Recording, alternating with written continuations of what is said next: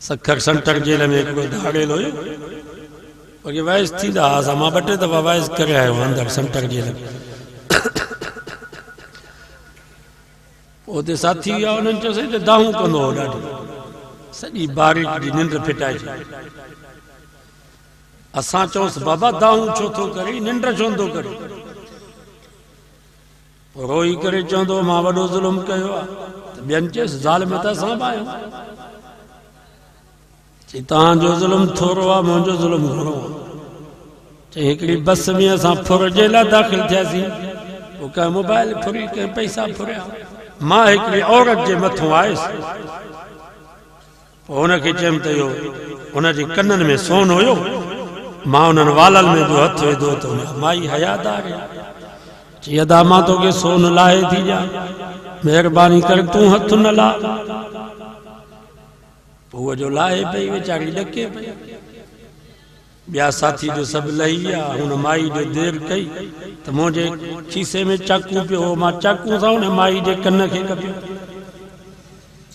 उहो वाला खीसे में चई हाणे जीअं मां सुम्हां थो थोरी मूंखे निंड थी अचे उहा माई मुंहिंजे साम्हूं अची थी वञे अड़े ज़ालिम मां तुंहिंजो ॾोह कहिड़ो कयो मां त तोखे सोन लाहे पई ॾियां तो हेॾो ऐब करे विधो वरी मां जागी थो पवां वरी थोरी निंड थी अचे वरी उहा औरत मुंहिंजे साम्हूं अची थी वञे पछाड़ीअ में हुननि जेल जे साथियुनि चयो त कुतनि वांगुरु दाऊं करे पंहिंजो मग़ज़ शीकुर में हणी करे फाड़े ख़ुदकुशी करे पाण खे मारे ज़ालिम कॾहिं बि ख़ुशि न थिए त मां सुकून जी ज़िंदगी गुज़ारी नबी साईं फरमायो मज़लूम थियो ज़ालिम न थियो मज़लूम जा 2-3 ॾींहं ॾुख जा गुज़री वेंदा ज़ालिम जा 2 जहान बर्बाद ही जहान भी बर्बाद थस कब्र भी बर्बाद थस आखिरत वारो जहान भी बर्बाद मौलाना यूनुस रहमतुल्लाह अलैह बिखरे हुए मोती में हिकिड़ो वाक़ियो लिखियो आहे हिकिड़ी औरत हुई पोइ पंहिंजे बच्चे खे थञ पई ॾे ओचितो हिकिड़ो शख़्स साम्हूं गुज़रियो भलो घोड़ो भलो पटको भला लटा वॾो रोब त उन माई रब खां दुआ घुरी या अल्लाह मुंहिंजे बच्चे खे हिन जहिड़ो बना त उन नंढड़े ॿार पंहिंजे अम्मा जे छातीअ मां पंहिंजो वात कढी करे रब खे चयो या अल्लाह जीअं अम्मा थी चवई ईअं न कजां मूंखे इन जहिड़ो न बनाए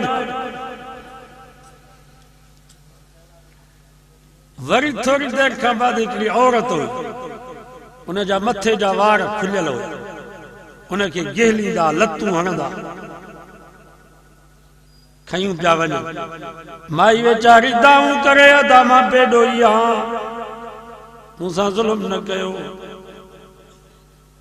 त उन मां रब खां दुआ घुरी या अल्लाह मुंहिंजे हिन बच्चे खे हिन जहिड़ो न बनाइजां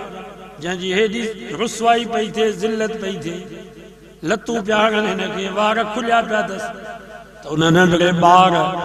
पंहिंजे अम्मा जे छाती मां वात कढी करे रब खे चयो या अल्लाह जीअं अम्मा थी चवई ईअं न कजां मूंखे इन माई जहिड़ो बनाइजां त उन मां पंहिंजे बच्चे खे चयो त मां तुंहिंजे लाइ केॾी भली पई दुआ घुरां त तोखे भली सुवारी मिले भला लटा भला कपिड़ा भली तुंहिंजी इज़त मां थी चवां त तूं हिन वांगुरु बेस्तो न थी तुंहिंजी ज़िल्लत रुसवाई न थिए त उन नंढड़े ॿार पंहिंजी माउ खे बचपन में चयो अम्मा जेको पहिरियों शख़्स हुयो इहो ज़ालिम हो लटा त भला हुयसि पटको त भलो हुयुसि सुवारी त भली हुयसि इज़त वॾी हुयसि पर इहो ज़ालिम हुयो तंहिंजे करे मां रब खां दुआ घुरी या अल्लाह मूंखे ज़ालिम न कजां हीअ जेका औरत जंहिंजा वार खुलियल हुया जंहिंखे लतूं ऐं मुकूं आयूं पई वञनि जेका वीचारी दाऊं पई करे बज़ाहिर त हिनजी इहा ज़िल्लत रुसवाई पर हक़ीक़त में इहा औरत मज़लूम हुई असांजे नबी फरमायो आहे ए मुंहिंजा उम्मती ओ मज़लूम थी जो ज़ालिम न थी जो